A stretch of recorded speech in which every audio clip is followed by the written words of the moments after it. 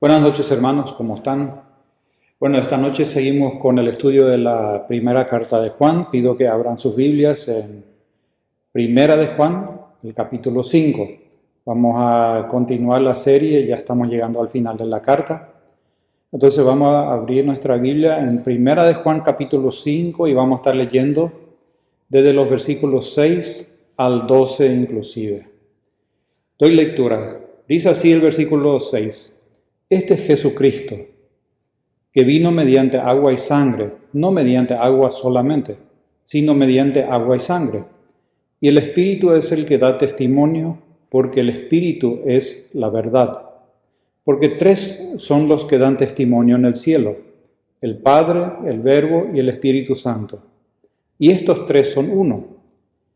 Y tres son los que dan testimonio en la tierra: el Espíritu, el agua y la sangre. Y estos tres concuerdan. Versículo 9. Si recibimos el testimonio de los hombres, mayor es el testimonio de Dios, porque este es el testimonio con que Dios ha testificado acerca de su Hijo. El que cree en el Hijo de Dios tiene el testimonio en sí mismo. El que no cree a Dios le ha hecho mentiroso, porque no ha creído en el testimonio que Dios ha dado acerca de su Hijo. Y este es el testimonio, que Dios nos ha dado vida eterna, y esta vida está en su Hijo. El que tiene al Hijo tiene la vida. El que no tiene al Hijo de Dios no tiene la vida.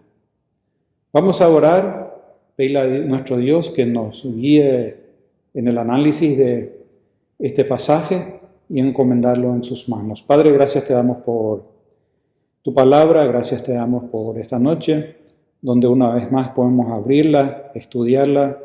Y Padre, en esta noche te pido que tú nos des entendimiento, sabiduría, para comprender aquello que tú quieres transmitir con este pasaje. Dejo en tus manos lo que vamos a estar hablando, en nombre de Cristo Jesús.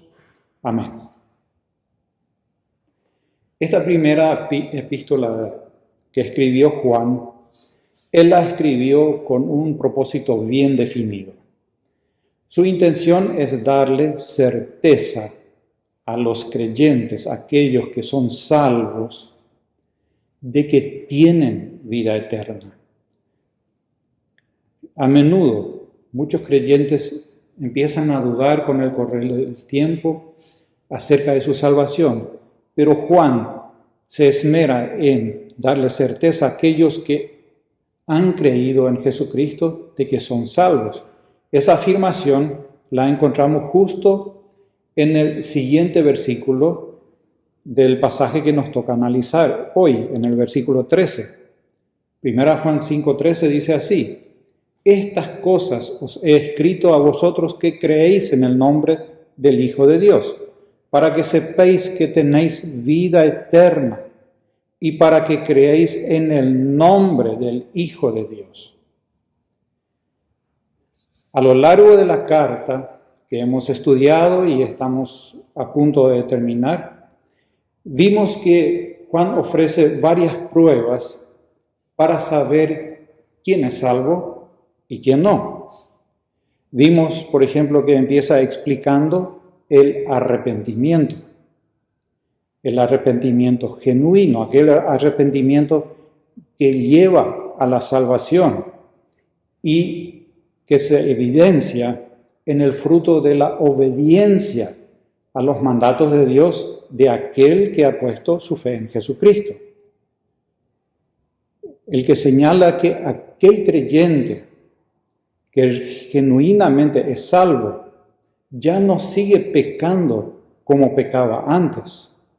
Luego enfatiza que el que fue justificado anda en santificación continua.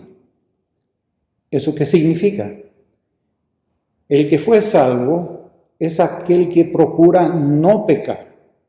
Y si peca, le duele y se arrepiente y pide perdón.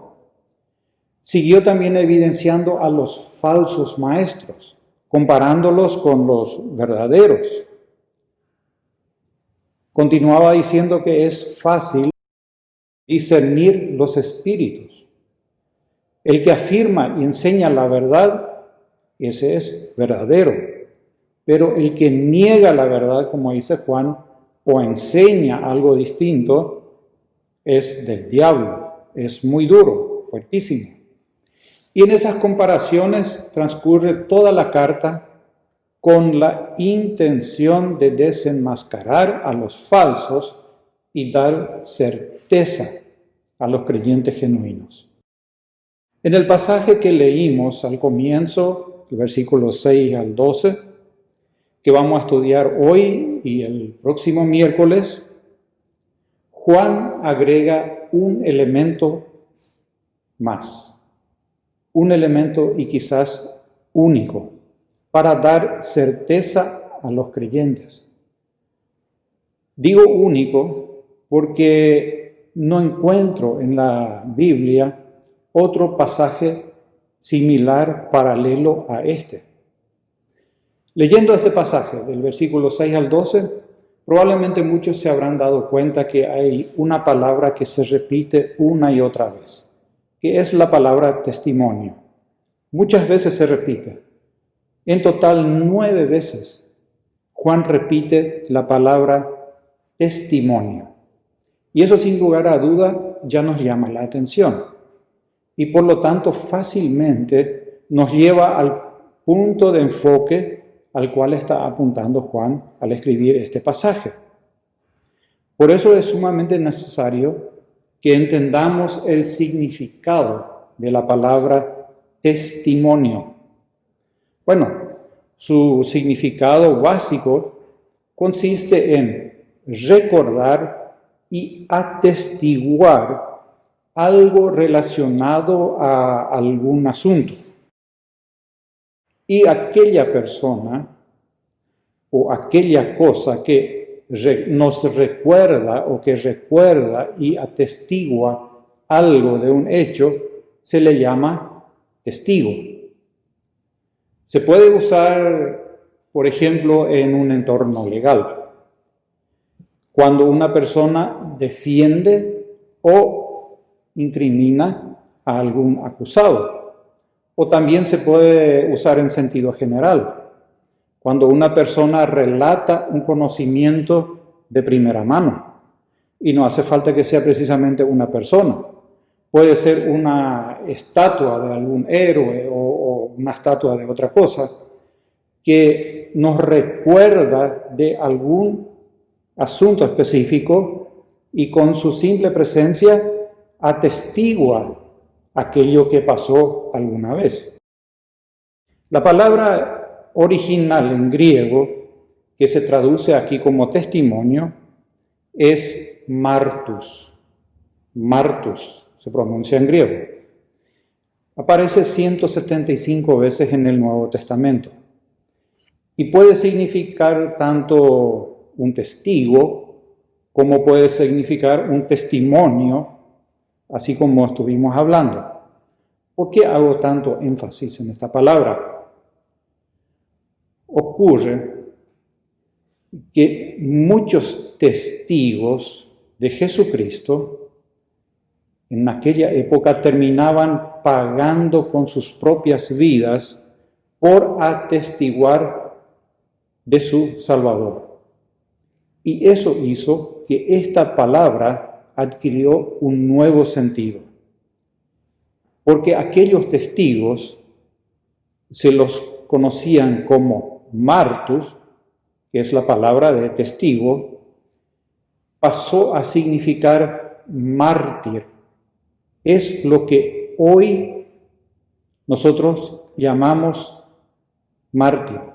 Aquellos que con su propia vida testificaban de Jesucristo eran martus, lo que hoy conocemos como mártir. De ahí proviene la palabra. Volviendo a nuestro texto, Juan comienza diciendo en el versículo 6, este es Jesucristo. ¿A qué se refiere? Bueno, se refiere a la pregunta retórica que había hecho en el versículo 5. ¿Qué dice en el versículo 5, justo antes? Pues el versículo 5 dice, ¿quién es el que vence al mundo?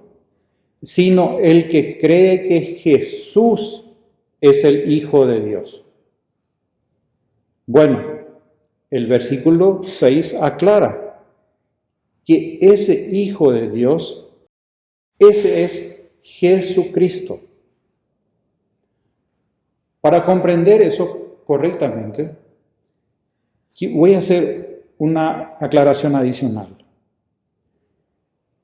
A Jesucristo se le conoce como Jesucristo, como Jesús o como Cristo. ¿Por qué esas tres formas? ¿Qué significado tiene cada uno? Pues Jesús se refiere a su naturaleza humana, a la naturaleza humana del Dios encarnado. Cristo se refiere a su naturaleza divina. Entonces, Jesucristo es la palabra que engloba al Dios encarnado propiamente dicho. Era importante remarcar eso, porque muchos negaban en aquel tiempo que Jesús sea el Hijo de Dios, que sea el Cristo. Negaban que Jesús sea el Mesías prometido, el que tenía que venir para traer salvación. Y Juan menciona elementos que dan certeza o que dan testimonio sobre esa verdad, como vamos a ver más adelante. Pero lo cierto y lo concreto, la verdad ineludible es esta: Jesús es el Hijo de Dios. Dar testimonio es de vital importancia, aunque cueste la vida. Tener un punto de vista correcto acerca del Señor Jesús es esencial para la salvación. Y ese fue el tema del apóstol Juan desde el comienzo de la carta. Vale la pena repasar un poquitito y ver algunas citas. Dice, por ejemplo, en el capítulo 1, versículo 13b, nuestra comunión verdaderamente es con el Padre y con su Hijo Jesucristo. Y en el capítulo 2, 22 se hace esta pregunta: ¿quién es el mentiroso, sino el que niega que Jesús es el Cristo? Este es el anticristo, el que niega al Padre y al Hijo. Y repite en el capítulo 3, 23, en el capítulo 4, del 1 al 2, y así sucesivamente hasta terminar esta carta con las palabras en el capítulo 5, 22, que podemos leer ahí, donde dice: pero sabemos que el Hijo de Dios ha venido y nos ha dado entendimiento para conocer al que es verdadero. Y estamos en el verdadero, en su Hijo Jesucristo. Este es el verdadero Dios y la vida eterna. Querido oyente, Jesucristo es el punto clave de la historia redentora. Dios el Padre lo atestiguó en reiteradas ocasiones en su palabra. Empezó allá en el Génesis, allá en el Edén, después de la caída del hombre. Él prometió que vendría un libertador. Más adelante en Génesis reiteró su promesa de enviar a su Hijo, quien gobernaría como rey. Incluso utilizó de manera soberana al falso profeta Balaam para revelar una profecía mesiánica que tenemos en Números 24, 17. Dios se valió de todo. Nunca se quedó con los brazos cruzados. Se valió de todo para manifestar a la humanidad caída de que iba a traer salvación y de que ese sería su propio Hijo. En la canción inspirada de Ana que tenemos en 1 Samuel 2:10, otra vez Dios promete enviar a su rey y siguen las promesas. En Salmos, Dios varias veces anuncia a David la esperanza del rey que gobernará las naciones y que será su propio hijo. Y no se quedó solamente ahí, sino que en el Antiguo Testamento también dio detalles precisos de la vida de Jesús en esta tierra. Isaías profetizó que nacería de una virgen. Miqueas profetizó que nacería en Belén. Oseas, que sería llamado de Egipto.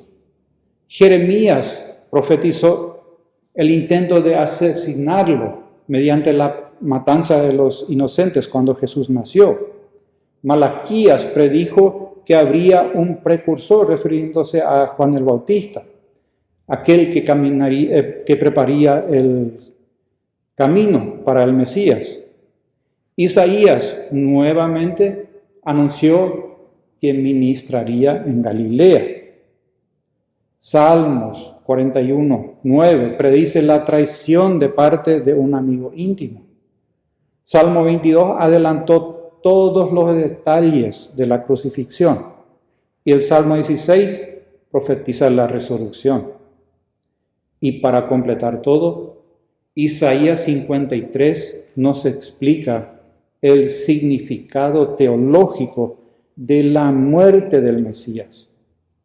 Como podemos ver, las escrituras del Antiguo Testamento apuntan de manera inconfundible a Jesús y a ningún otro como Mesías.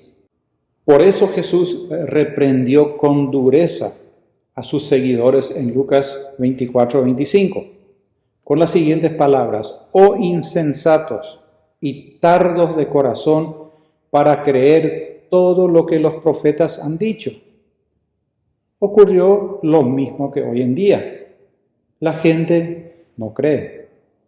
Y el problema no era y no es que no había suficiente testimonio en el Antiguo Testamento acerca de Jesús, sino que más bien ellos no querían estudiar la palabra, no querían acudir a Jesucristo para obtener salvación. Lo mismo que ocurre hoy en día.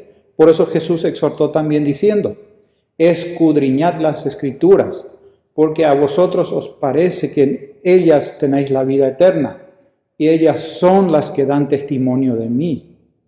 Cualquier persona que se propone y se dedica a estudiar realmente las Escrituras va a encontrar sin duda alguna testimonio de Jesucristo. Nunca las Escrituras van a apuntar a otra persona, sino solamente hacia Jesús. Y es notoria la manera en que Juan se esmera en enfatizar eso. Y no lo hace solamente en esta su primera carta, sino ya lo venía haciendo también en el Evangelio que él escribió, el Evangelio de Juan. Su intención es clara, lo expresa en el Evangelio de Juan 20:31, cuando dice con palabras similares a las que tenemos también en esta carta, en el capítulo 5:13.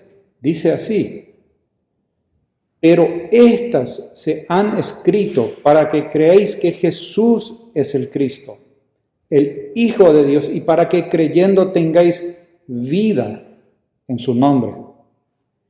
Es interesante mencionar también que en el Antiguo Testamento Dios llamó a su pueblo Israel que sea testigo de que solo Él es Dios.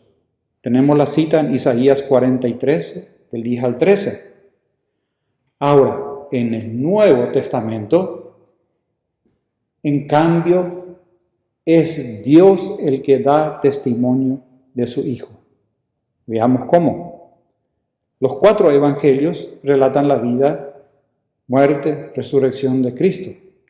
Después, en el libro de los Hechos, vemos cómo se propagó inicialmente en todo el mundo la verdad acerca de Él. Las epístolas posteriores nos explican qué significa para nosotros la vida, muerte, resurrección, ascensión y segunda venida de Cristo. Y el Apocalipsis nos da a conocer la consumación final del propósito redentor de Dios en Cristo. Pues todo esto, lo que he mencionado ahora, lo que he dicho, nos va a ayudar a comprender mejor el pasaje que vamos a desarrollar. Vimos que toda la Biblia da testimonio de Jesucristo. Y ahora, como ya mencioné al comienzo, Juan se enfoca en elementos únicos mediante los cuales Dios nuevamente da testimonio de Jesús. Vemos entonces que Dios atestigua de su Hijo de manera inconfundible. Quizás se nos aparecen algunas preguntas en nuestra mente. ¿De qué manera Dios, el Padre, da testimonio de su Hijo? ¿Cuál sería el propósito de tal testimonio? ¿Por qué Dios haría algo así? Pues durante esta noche y el próximo miércoles vamos a dar algunas respuestas, vamos a tratar de explicar y de aclarar el porqué de todo esto. Habíamos visto en el pasaje anterior las alegrías y bendiciones de los vencedores. ¿Quiénes son los vencedores? Los vencedores son aquellos que realmente creen que Jesucristo es el Hijo de Dios. Pero tanto en aquella época como hoy, muchos ponen en duda eso y no lo creen así como dije. Algunos lo tienen como gran profeta, otros dicen que fue una gran persona, que fue muy sabio, otros que fue un gran maestro, otros dicen creer que es el Hijo de Dios, pero no lo reverencian como tal, tampoco obedecen sus mandamientos. Y el mismo pueblo de Israel lo rechazó inclusive.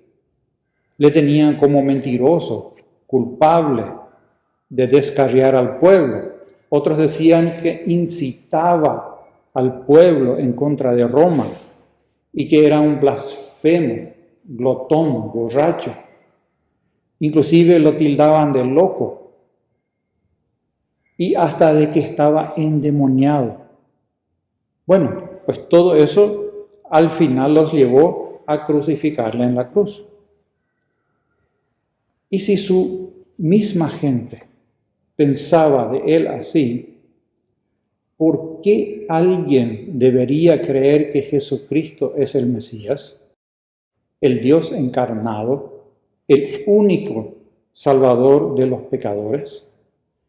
Pues encontramos que Juan nos presenta el testimonio infalible, irrebatible e indiscutible de Dios mismo acerca de su Hijo. Se trata de una prueba única, algo que ha ocurrido solo una vez en toda la historia de la humanidad. Vamos a volver a leer los detalles que prueban la verdad acerca de Jesucristo. 1 Juan 5:6. Dice, este es Jesucristo, que vino mediante agua y sangre, no mediante agua solamente, sino mediante agua y sangre. Y el Espíritu es el que da testimonio, porque el Espíritu es la verdad. Porque tres son los que dan testimonio en el cielo, el Padre, el Verbo y el Espíritu Santo. Y estos tres concuerdan. Tres son los que dan, versículo 9, si recibimos el testimonio de los hombres, mayor es el testimonio de Dios, porque este es el testimonio con que Dios ha testificado acerca de su Hijo. Como ya mencioné, Juan empieza el versículo 6 refiriéndose a la pregunta retórica que había hecho en el versículo 5. ¿Se acuerdan? ¿Quién es el que vence al mundo? Sino el que cree que Jesús es el Hijo de Dios. Pues ese, el Hijo de Dios, este es Jesucristo. la manera de cómo se formula la frase en el original hace referencia a la singularidad de Cristo. Este es el Hijo de Dios que vino al mundo, dice él. Vino al mundo y ningún otro. Y si dice que vino, significa que ya existió antes de venir. No dice que empezó a existir. La vida de Jesucristo no comenzó con su nacimiento, como ocurre con todo ser humano, sino que existió desde la eternidad. Todo el Nuevo Testamento nos da testimonio de que Jesús vino a este mundo, no que llegó a existir en este mundo. Juan usa inclusive otro término en el capítulo 3, versículo 8, y dice, para esto apareció, no que fue creado. Para esto apareció el Hijo de Dios para deshacer las obras del diablo. Esto es importante remarcar. Por más que lo hemos escuchado ya muchas veces y decimos creer eso, considero que muchas veces nuestra manera de vivir no refleja lo que con la boca manifestamos creer. Querido oyente, la gloriosa verdad de la encarnación de Jesucristo es el centro de la historia redentora, es el cimiento de la fe cristiana, es nuestra esperanza de salvación, es la soga a la que cada pecador arrepentido se aferra y encuentra redención segura. Y justamente por eso el diablo busca torcer esa verdad, trata de modificarla o procura distorsionarla. Permanentemente insiste en agregar algo o en quitar algo para que las almas perdidas no lleguen a una fe genuina. Inspirado por el Espíritu Santo, Juan nos ofrece 3 elementos irrefutables de la deidad de Dios, de Cristo: el agua, la sangre y el Espíritu.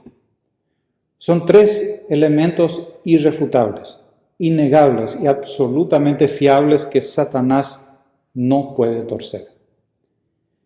Pero a lo largo del cristianismo ha existido confusión acerca de qué exactamente significan estos elementos. O sea, ¿a qué se refiere precisamente Juan cuando menciona el agua, la sangre y el Espíritu? Quiero profundizar un poco sobre este tema, porque sin duda alguna es un pasaje un poco difícil. Y hay diferentes interpretaciones, diferentes afirmaciones sobre lo que significa el agua y la sangre, porque sobre el Espíritu no hay duda, es el Espíritu Santo, el Espíritu de la verdad. Pero la dificultad radica en saber exactamente a qué se refiere Juan cuando menciona el agua y la sangre. Pues algunos dicen que se refiere al bautismo y a la Santa Cena que practica la Iglesia. Difícilmente se refiere a eso porque dice en el versículo 9 que se trata del testimonio con que Dios ha testificado acerca de su Hijo. Y el bautismo, como la Santa Cena, son el testimonio que la Iglesia da de Cristo. Acá claramente se refiere a 2 hechos históricos en la vida de Jesucristo que prueban de que Él es el Hijo de Dios y que el Espíritu lo confirma, porque los 3 concuerdan, dice. Y voy a mencionar 2 posturas que se mantienen por ahí, pero que bíblicamente no tienen sustento para echar luz sobre esto. La primera sostiene que se refiere a cuando María dio a luz, que no solamente perdió líquido o agua, sino que sangró también. Difícilmente sea la intención de Juan referirse a eso, porque los antiguos escritos, tanto en griego como en hebreo, nunca se refieren con estos términos al nacimiento de un bebé. Hoy, en nuestra época recién decimos que la mujer rompió bolsa o rompió fuente, pero antiguamente no usaban estos términos para referirse a un parto. Y tampoco probaría eso que es hijo de Dios, porque todos los niños nacen de la misma manera. No hay nada distintivo en eso, por lo tanto no creo que signifique eso. La segunda postura sostiene que Juan se refiere a la crucifixión de Jesús, cuando uno de los soldados le abrió el costado con una lanza y al instante salió sangre y agua, como tenemos en Juan 19:34. Nuevamente, es improbable que Juan se refiera a ese evento. No existe razón alguna para suponer que Juan tenga en mente ese momento. Es difícil afirmar que la perforación del costado de Jesús sea un testimonio de su deidad. Más bien, creo que corresponde a una afirmación humana de que Jesús estaba realmente muerto, como profetizó Zacarías en el capítulo 12:10, cuando dice: y mirarán a mí, a quien traspasaron, y llorarán como se llora por hijo unigénito, afligiéndose por él como quien se aflige por un primogénito. Vamos a afirmar entonces que Juan no se refiere al bautismo y a la Santa Cena que celebramos hoy, tampoco al nacimiento de Jesús, como tampoco al evento de cuando un soldado le abrió el costado con una lanza. Para entender correctamente a qué Juan se refiere cuando dice agua y sangre, tenemos que ver el contexto en el cual Juan escribe este pasaje. Y ahí encontramos que la intención de Juan es desenmascarar a los falsos maestros. ¿Y qué tiene que ver un falso maestro con el agua y la sangre? Pues veamos. En la época en que Juan escribió esta carta había falsos maestros que ponían en duda la deidad de Jesucristo, como ya mencioné. Ellos decían que en el momento en que Jesús fue bautizado, el Espíritu de Cristo descendió sobre el hombre Jesús en forma de paloma. Que hasta ese momento Jesús había sido un hombre común y corriente. Que durante el bautismo Jesús se convirtió en el ungido de Dios. Y estos herejes también decían que ese supuesto Espíritu de Cristo le proveyó el entendimiento para proclamar todas las enseñanzas que él dio y hacer los milagros que hizo durante su ministerio. Esos falsos maestros también afirmaban que el supuesto Espíritu de Cristo abandonó a Jesús antes de la crucifixión y que el que murió en la cruz fue un simple ser humano y no un Dios hombre. La intención de Juan, por lo tanto, era confrontar esa herejía, esa mentira satánica. Debemos entender entonces que el agua que menciona Juan se refiere al bautismo de Jesucristo, que en ese momento él ya era Dios, ya fue Dios en ese momento. Y que no solamente ahí fue Dios, sino que la sangre se refiere al hecho de que cuando sufrió y murió en la cruz, no fue un hombre común, sino siguió siendo el Dios encarnado hasta el último suspiro, hasta que exclamó: Padre, en tus manos encomiendo mi espíritu, según Lucas 23:46.